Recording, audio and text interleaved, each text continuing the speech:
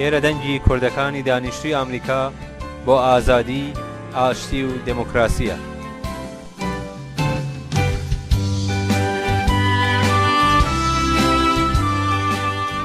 بەرنامەی ئەوڕۆ پێنجشەممە 6 مانگی مارچی 2008 زاینی تەرخان کراوە بۆ کورتەباسێک لەسەر 52هەمین ئیجلاسیەی ژنانی ڕێکخراوەی نەتەوە یەکگرتووەکان.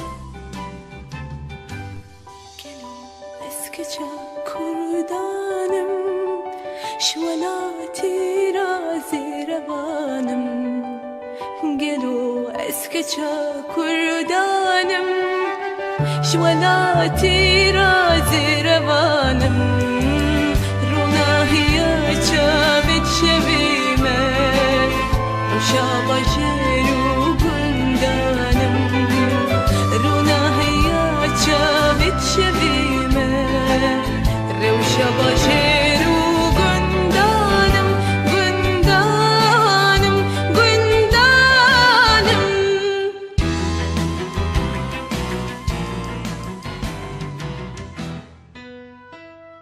52هەمین لێژنەی لێکۆڵینەوەی مەقام و وەزعیەتی ژنان سەر بە ڕێکخراوەی نەتەوە یەکگرتووەکان لە ڕۆژی 25 مانگی فێڤریەی ساڵی 2008 لە بینای ئەسڵی ڕێکخراوەی UN لە شاری نیویۆرکی ئەمریکا دەستی بەکار کرد.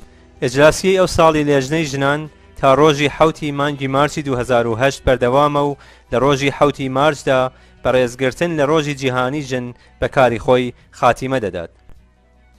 لێژنەی لێکۆڵینەوەی مەقام و وەزعی ژنان یەکێک لەو ڕێکخراوانەیە کە لە ژێر چاودێری شۆرای ئابووری و کۆمەڵایەتی ئێکۆسۆکی UN لە ساڵی 1946 زاینیدا پێک هاتووە. خاتوو سورەیا فەلاح بەرپرسی کۆمیتەی مافی ژنان لە وڵاتە یەکگرتووەکانی ئەمریکا کە خۆی یەکێک لە بەشدارانی ئیجلاسیەی ئەو ساڵی ئەم لێژنە بووە زانیاری زیاتری بۆ گوێگرانی دەنگی کوردەکانی دانیشتووی ئەمریکا هەیە. لێژنەی لێکۆڵینەوەی پێگەی ژنان سەر بە ڕێکخراوەی نەتەوە یەکگرتووەکانە. ئەم لێژنەیە یەکێک لەو لێژنانەیە کە لەژێر دەسەڵاتی لێژنەی ئابووری و کۆمەڵایەتی پێکهاتووە.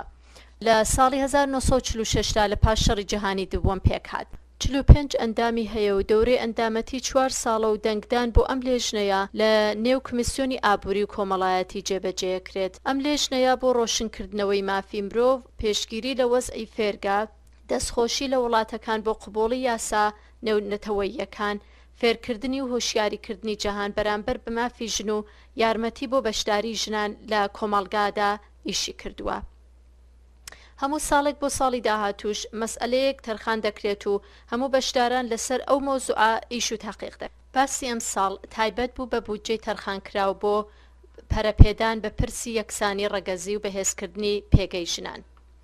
هەموو ساڵێکیش نوێنەرانی هەمووی ڕێکخراوەکان کە توانیویانە وەکو ڕێکخراوەیەکی چالاک لەسەر مافی ژنان خۆیان بە ڕێکخراوەیەکی نەتەوە یەکگرتووەکان بناسێن و لە UNدا نێویان وەک چالاکێکی بەردەوام لەسەر کێشەی ژنان بە سەبت گەشت بێ دەتوان لەم دانیشتنەدا بەشداری بکەن. ئەم دانیشتانە هەموو ساڵێک لە بنای ئەسڵی UN لە شاری نیویۆرکدا لە ئەمریکا پێک دێت.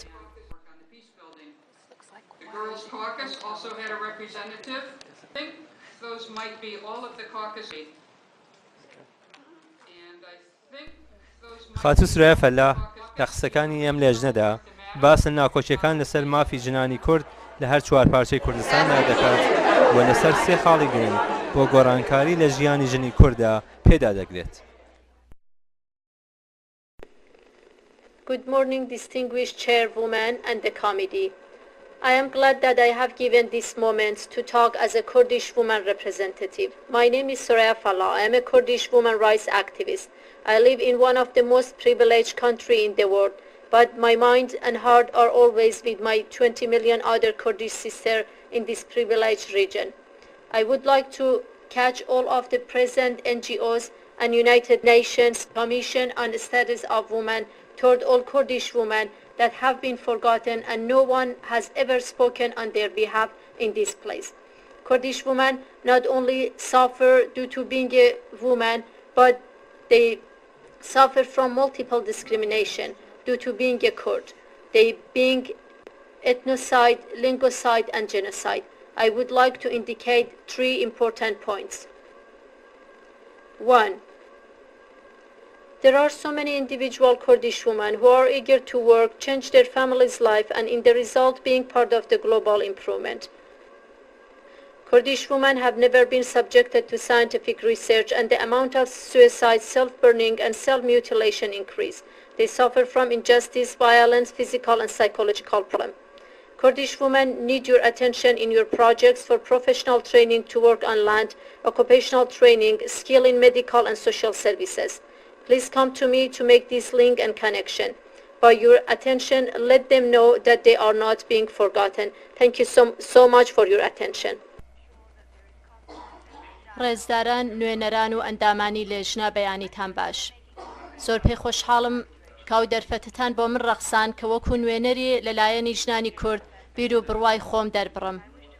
من سوریا فەلاح چالاکی بواری مافی ژنانی کوردم. ئەگەرچی من لە یەکێک لە وڵاتە پڕنەعمەتەکانی دنیا دەژیم، بەڵام مێشک و بیر و بڕوای من لای 20 ملیۆن خوشکانی کوردما کە لە هەریمێکی بێبەشدا دەژین. هەر ئالێرەدا پێم خۆشە کە سەرنجی هەمووی ڕێکخراوە NGO-کان و هەروەها ڕێکخراوەی نێونەتەوەیی و لێژنەی لێکۆڵینەوەی بەقامی ژن بەرەو ژنانی کورد کە بە درێژەی مێژوو لەبیر چوونەتەوە ڕابکێشم. ژنانی کورد نەتەنیا بەهۆی ژنبوونیانەوە چەوساونەتەوە، بەڵکو بەهۆی کوردبوونیان جنۆسایدی زمانی و نەتەوەیی کراون. من لێرەدا پێم خۆش بوو بە 3 خاڵی گرنگ ئیشارە بکەم. ژمارەیەکی زۆر لە ژنانی کورد دەیانەوێت بە ئیشکردن لە ژیانی خۆیان و بنەماڵەکەیاندا و هەروەها لە ژیانی وڵاتێک کە تایە دەژین گۆڕانکاری پێکبێنن. دووهەم، ژنانی کورد بە تێکڕایی لە هیچ کاتێکدا نەخراونەتە ژێر چاودەری و لێکۆڵینەوەی ئەلمیدا. ئەو ڕۆژنی کورد بە ڕێژەیەکی زۆر لە هەموو چەشنێک چ لە بواری ڕوانناسی و چ لە بواری کۆمەڵایەتیەوە سەخت و چەڵەمەی بەسەردا سەلماوە. ژمارەی ژنانێک کە خۆیان کوشتووە، سووتاندووە یا بە چەشنە ئازاری خۆیان داوە چووەتە سەرەوە. سێهەم، ژنانی کورد ئەوڕۆ پێویستیان بە ئێوەیە کە پرۆژەکانتان لە بواری فێربوون و بەرهێنانی ئەلمیەوە بۆ کارکردن لەسەر زەوی بۆ پێکهاتنی ئیش و کار و هەروەها گۆڕانکاری لە بواری پزیشکی و کۆمەڵایەتیدا بەرنە کوردستان. تکایە وەرن بۆ پێکهێنانی گۆڕانکاری دەست بە دەستی یەک بدەین بە وەڵامدانەوە بە داخوازیەکانی ژنانی کورد بەوان ڕاگەیەنین کە لە بیر نەچوونەتەوە.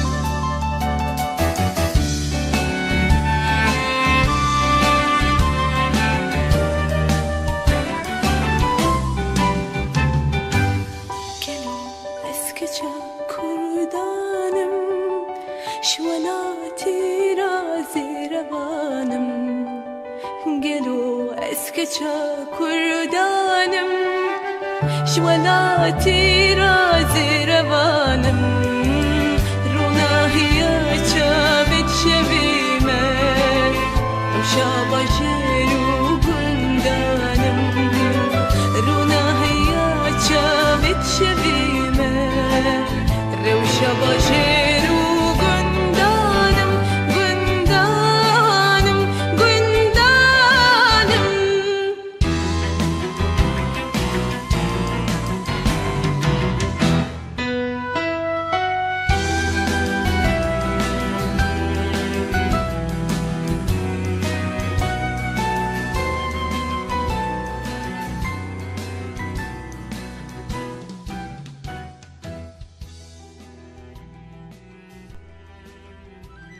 گوێگرە بە ڕێزەکان، تکایە لە بیرروڕای خۆتان سەبارەت بەم بەرنامە ئاگادارمانکەن.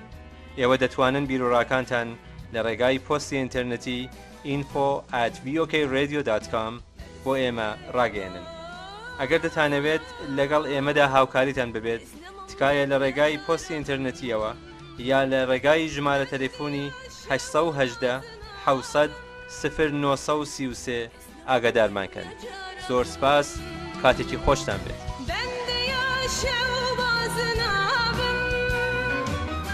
اگر واری من بیت گرتن شورشم از ناتنا